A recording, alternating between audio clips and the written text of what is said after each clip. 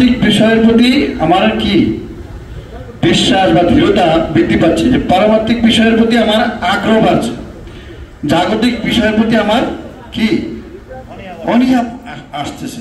যে আমার কোনো, যেমন আমাকে আমার একটা প্রোগ্রাম চলতেছে, আমাকে এসে বললো প্রভু কালকে প্রোগ্রাম আছে, কিন্তু আমি যদি পারমার্থিক বিষয়কে গুরুত্ব দিই তাহলে কি হবে না, আজকে ওখানে কি হবে, ভগবান বিষয়গুলো সর্বশেষে আমাকে যাওয়া উচিত।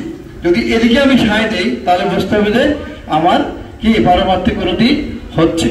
তো তেমনি আমাদের এই যে পারমার্থিক জীবনে সবচেয়ে টিকে থাকার মূল মন্ত্র হচ্ছে গুরুদেব প্রভুপাদের প্রতি আমাদেরকে আনুগত্য থাকতে হবে।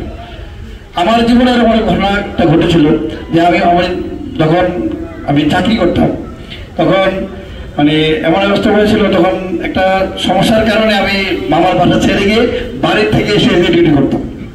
হ্যাঁ, তখন সেখানে আমার অনেকটাই কষ্ট হচ্ছিল।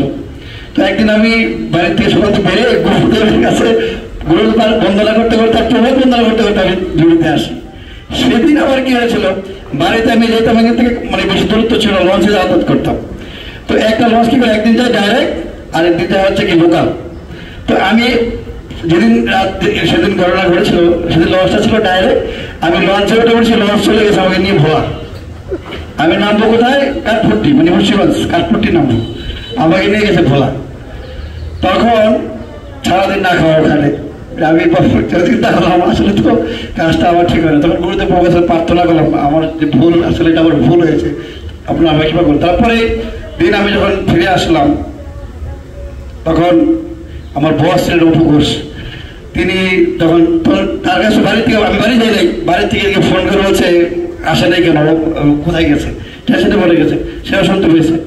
তখন বস আমাকে ওই দিন যখন দোকানে আসলাম সন্ধ্যাবেলা আমাকে নিয়ে আবার সেই কি মামার বাসায় আমাকে দিয়ে গেলেন এবং বলে গেলেন তুমি এত রাগ করলে চলবে না, ছোট মানুষ অবশ্যই তোমাকে কারো ওকে মানতে হবে। তখন মামাকে দিয়ে গেলেন, তখন আমি বুঝতে পারলাম আসলে আমাদের অবশ্যই কারো না কারো আনুগত্য থাকাটা প্রয়োজন। যদি আমরা কাউকে আনুগত্য নাও মনে করি, গুরুদেব প্রভুপাদকে আমাদেরকে মানতে হবে। গুরুদেব আমাদেরকে প্রতিদিন বলছেন, গুরুদেবকে আমরা তো কাছে পেয়ে যাই, কি করবো, তাদের যে বাণীগুলো আছে প্রতিদিন আমাদেরকে কি করতে হবে, হৃদয়ঙ্গম করতে হবে। শুধু ফলে গেলে হবে না। প্রভুপাদকে আমরা পাচ্ছি না, কিন্তু প্রভুপাদকে কোথায় পাচ্ছি, প্রভুপাদকে গ্রন্থের মাধ্যমে পাচ্ছি।